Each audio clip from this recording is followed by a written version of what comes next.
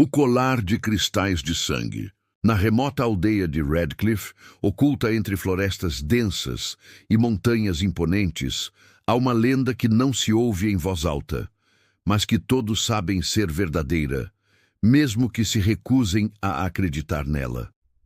A história fala de um colar, forjado com cristais vermelhos que brilham como rubis sob a luz da lua, mas cujos brilhos não são reflexos da beleza da joia, são reflexos de algo muito mais sinistro. Este colar, conhecido como o colar de cristais de sangue, foi criado há séculos por um homem obcecado pela imortalidade, e sua verdadeira história começa em uma noite onde o sangue e a dor se entrelaçam. Em um tempo muito distante, a aldeia de Redcliffe era uma pequena comunidade pacífica, onde os moradores viviam de maneira simples e tranquila. Mas essa paz foi quebrada pela chegada de um homem misterioso. Ele se apresentou como Victor Hollis, um ferreiro de origem distante, e trouxe consigo uma caixa de madeira escura, decorada com runas antigas e símbolos que ninguém entendia. Ele começou a trabalhar com as mãos de maneira quase sobrenatural, criando peças de joalheria e objetos raros. Mas o que ninguém sabia é que Victor tinha um segredo. Ele estava tentando fazer um pacto com forças além da compreensão humana. Victor, em sua busca por poder e imortalidade, se envolveu com um culto secreto que realizava rituais de sangue. Durante uma dessas cerimônias, ele fez um pacto sombrio com os antigos, entidades que habitavam a Terra há milênios e que se alimentavam de dor, medo e sofrimento. Para garantir sua imortalidade, Victor precisaria criar um objeto que fosse capaz de capturar a memória das almas que passassem por ele. E o que melhor para tal propósito do que um colar feito de cristais banhados em sangue? Mas não era sangue qualquer.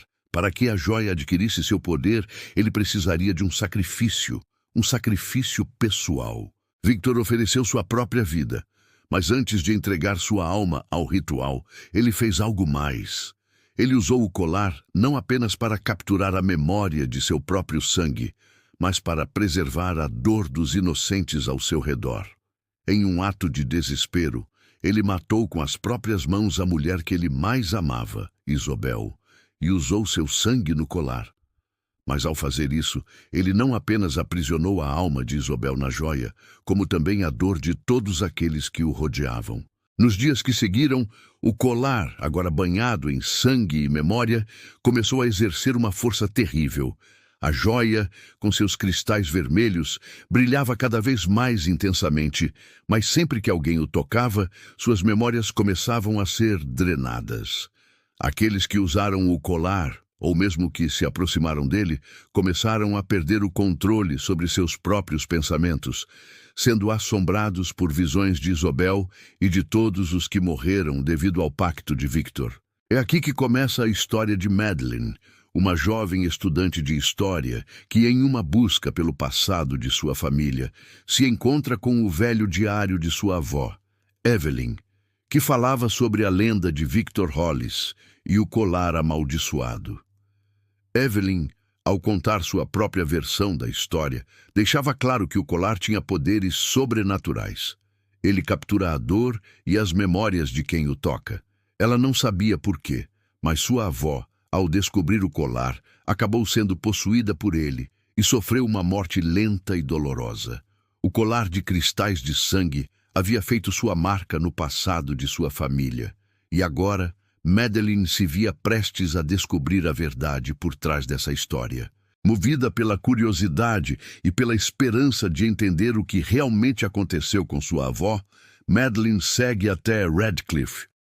Ela encontra a mansão abandonada onde Victor Hollis morou e, entre as relíquias antigas, descobre o colar, escondido em uma caixa de madeira semelhante àquela que Victor usou para forjar a joia. Quando ela toca o colar, uma sensação gelada percorre seu corpo, e ela vê, pela primeira vez, as memórias de Isobel, a mulher que foi sacrificada, a mulher que ficou aprisionada na joia, junto com o sofrimento de todos os que caíram vítimas da maldição. Mas Madeleine não sabe o que está prestes a enfrentar. Ela começa a ser consumida pelas visões da dor e do sofrimento de Isobel. Cada noite, ela é assombrada pelas imagens de Victor, que tenta de todas as formas a possuir a alma de Madeleine, como fez com sua avó. As memórias de todos os que morreram por causa daquele colar começam a preencher sua mente, tornando-se uma pressão insuportável. O sangue do colar não apenas continua a brilhar, mas agora parece pulsa como se tivesse vida própria, trazendo as almas dos mortos para fora da joia, que nunca poderá ser destruída. Desesperada, Madeleine tenta se afastar, mas já é tarde demais. O colar começa a consumir seu sangue e ela começa a perder o controle de sua própria identidade. Cada pensamento, cada ação dela é agora influenciada pelo que o colar traz à tona. Isobel e os outros começam a sussurrar, suas vozes ecoando em sua mente. E então Madeleine percebe que não há como escapar. O colar exige um sacrifício, e quem o toca, quem se aproxima dele, é destinado a carregar a dor e a memória dos mortos para sempre.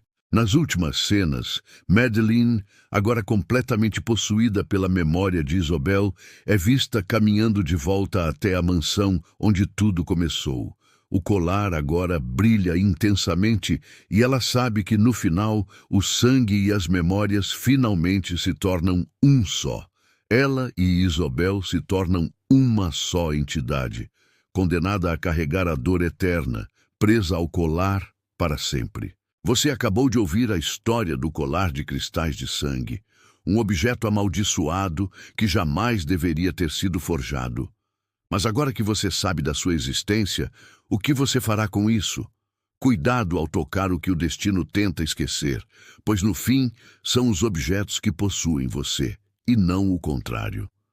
Se gostou da história, inscreva-se no canal, compartilhe com aqueles que têm coragem de enfrentar o que os outros preferem não ver, e nos encontraremos em breve, em mais um capítulo de Crônicas de Outro Mundo.